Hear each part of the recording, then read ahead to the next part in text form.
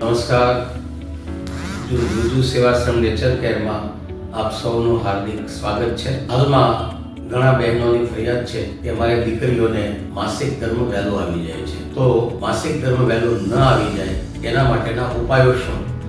તો હોમ રેમેડીઝના એ રીતે છે કે જીરું, સાકર અને ઘી ત્રણેયને સરખે ભાગે લેવા. જીરું ઘરે જ તૈયાર કરવું.